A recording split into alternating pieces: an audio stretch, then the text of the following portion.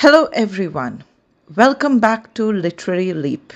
Today, we are diving into Pablo Neruda's powerful poem, Keeping Quiet, a piece that goes beyond words and invites us to pause and reflect. Neruda, a celebrated Chilean poet and Nobel laureate, explores themes of peace, introspection, and global unity in this poem. Through his deceptively simple lines, he asks us to stop, to be silent, and to look within ourselves. Imagine a moment when all of humanity simply pauses. No words, no motion, just a deep, quiet stillness. What would we discover?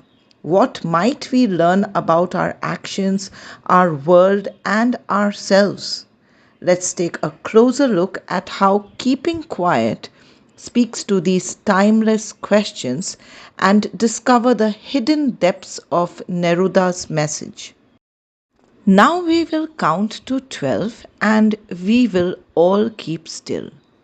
The poet suggests everyone pause for a moment by counting till 12, symbolizing a moment of unity and stillness.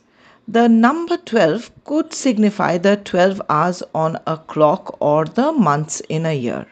So we see the use of symbolism in the number 12, which represents the passage of time and the interconnectedness of human life.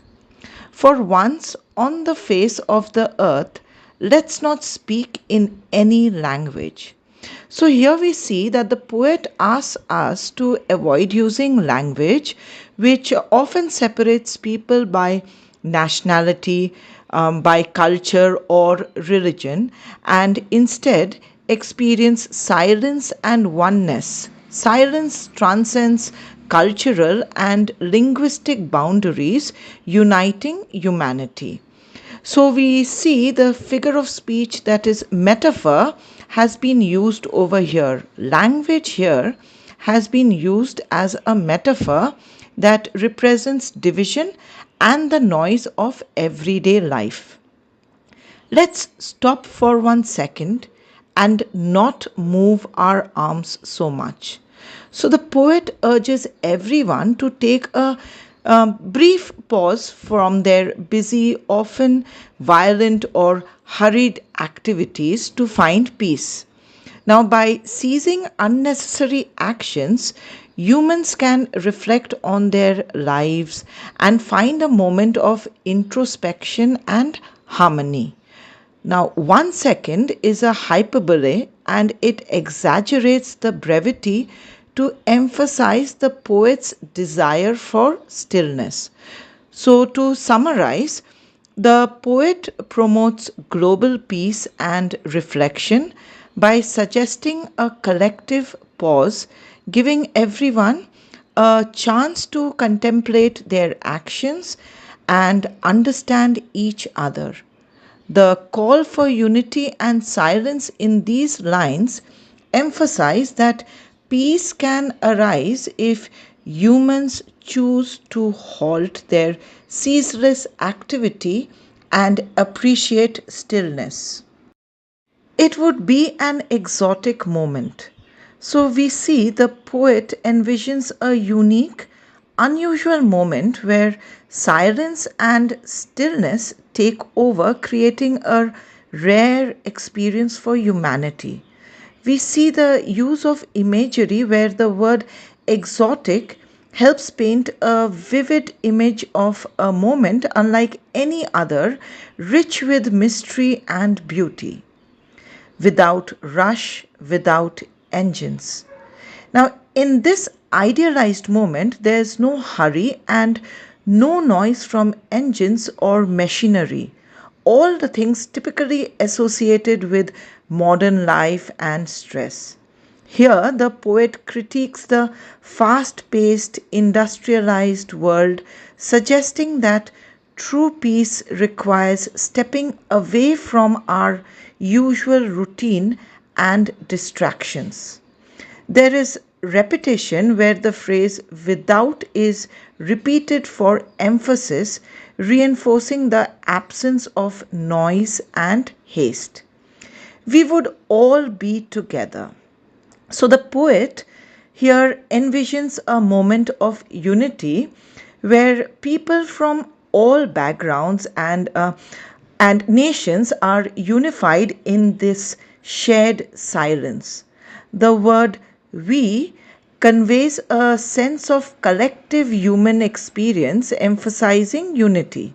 So we see the poet highlights the or rather we see the poet highlighting the potential for harmony if humanity paused its differences and conflicts in a sudden strangeness. Now, this silence and stillness create an unexpected and unfamiliar feeling as humans are rarely still or silent together. The strangeness suggests that people are often uncomfortable with silence and reflection as it kind of forces them to confront themselves and their actions. So, through this stanza, the poet Pablo Neruda suggests that moments of peace and quiet, free from the noise of daily life, can help people realize the importance of unity and self reflection. Now, this passage encourages readers to see silence as a path to self awareness, harmony, and deeper connection with each other and the world around them. Fishermen in the cold sea would not harm whales. Now, here the poet imagines a world where fishermen pause in their daily activities and stop harming the whales.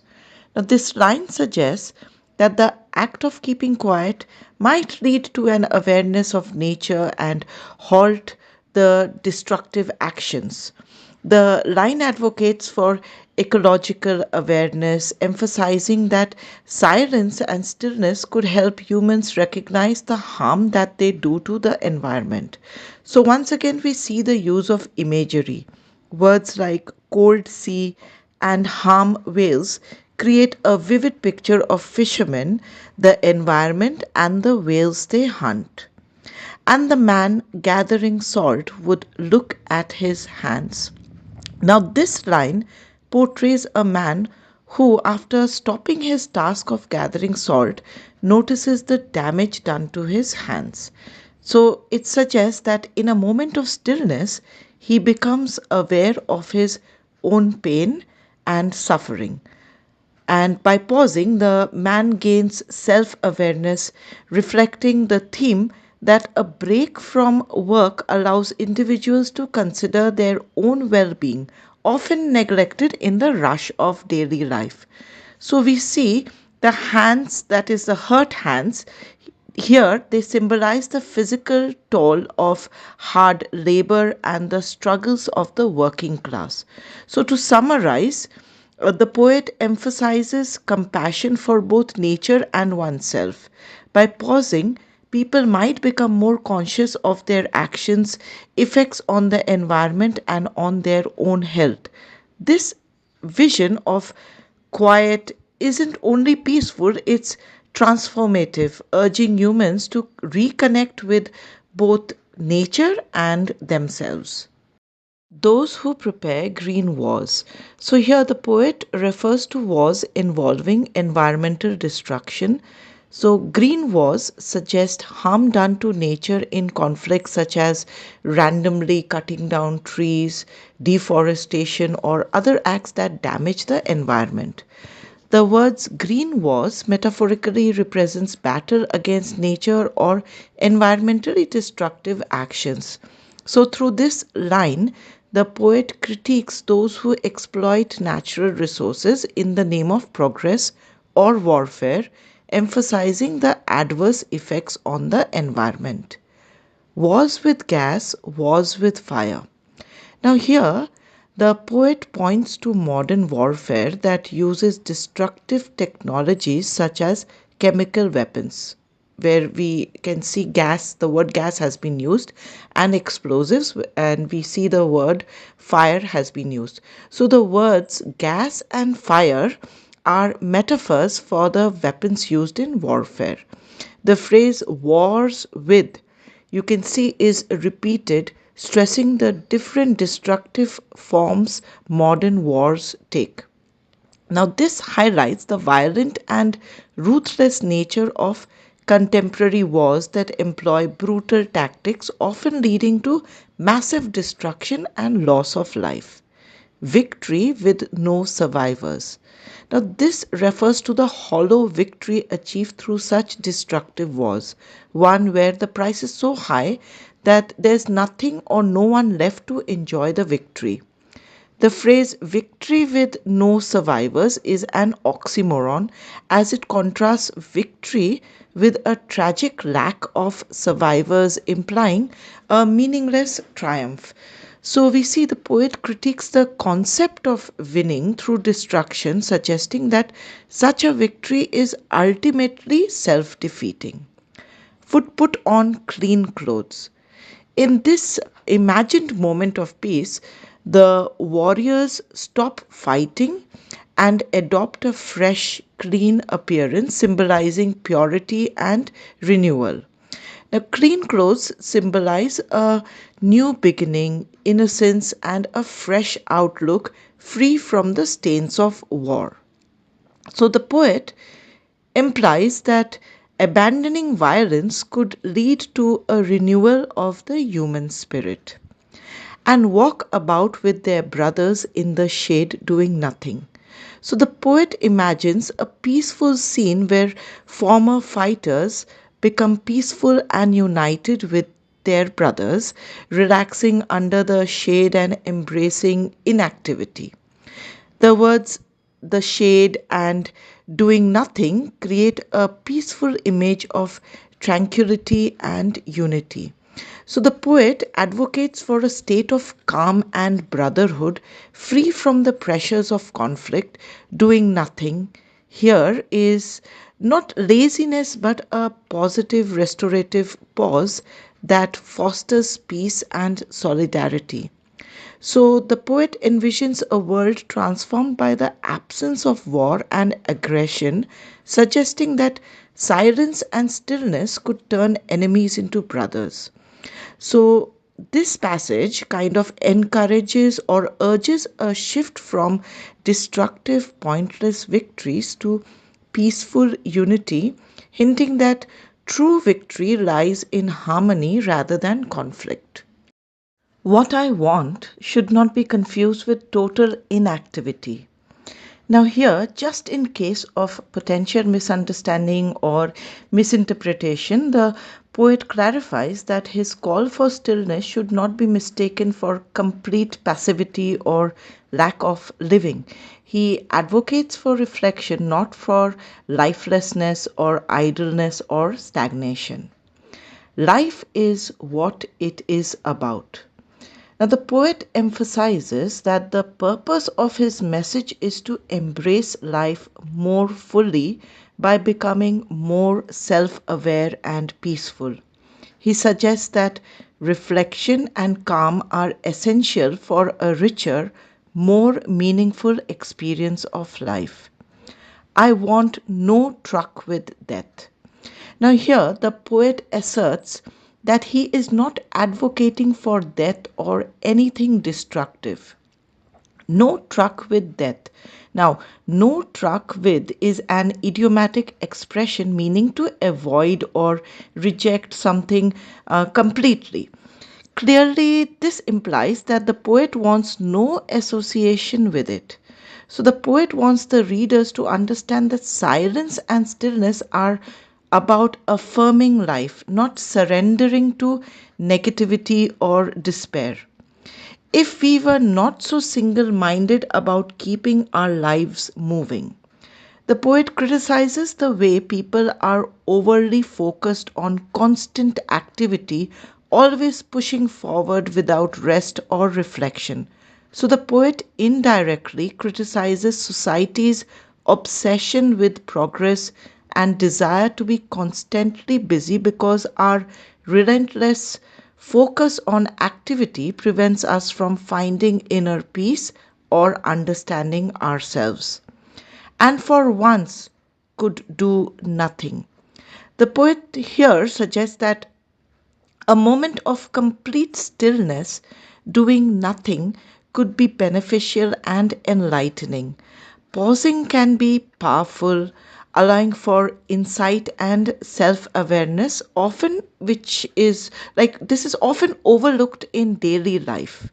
The idea of doing nothing is an irony as it is presented as a positive action, contrary to the usual notion that inactivity is unproductive. Perhaps a huge silence might interrupt this sadness. The poet believes that a deep collective silence could break through the sadness or emptiness which people feel.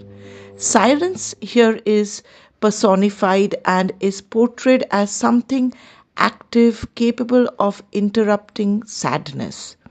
So, this line implies that silence allows for introspection, which could lift the pervasive sadness or meaninglessness in life of never understanding ourselves. The poet points out that much of human sadness stems from a lack of self understanding. This line reflects on humanity's tendency to avoid self examination. It suggests that people often rush through life without taking the time to understand their own needs and emotions, and of threatening ourselves with death. Now, here the poet critiques humanity's tendency towards self destructive behavior and the constant looming threat of war, violence, or harm. Threatening ourselves with death is a metaphor as it symbolizes how people endanger their well being through their own actions and choices. So the poet implies that by pursuing relentless activity and conflict, people unwittingly bring harm upon themselves. The poet is here not advocating for lifelessness but a balanced life enriched by moments of stillness. By stepping away from the rush of daily life and reflecting, we may kind of find a relief from sadness, gain self understanding, and avoid the harm that comes from relentless pursuit and competition. So these lines underscore his message of valuing life, unity, and, of course, peace. Perhaps the earth can teach us. Now, the poet suggests that we should look to nature, which has its own cycles and wisdom for guidance in how to live more mindfully and peacefully. We see the usage of personification. Earth is given the human ability to teach, suggesting it has lessons for humanity. So, Neruda hints that observing the natural world can help humans understand the value of patience, renewal, and balance.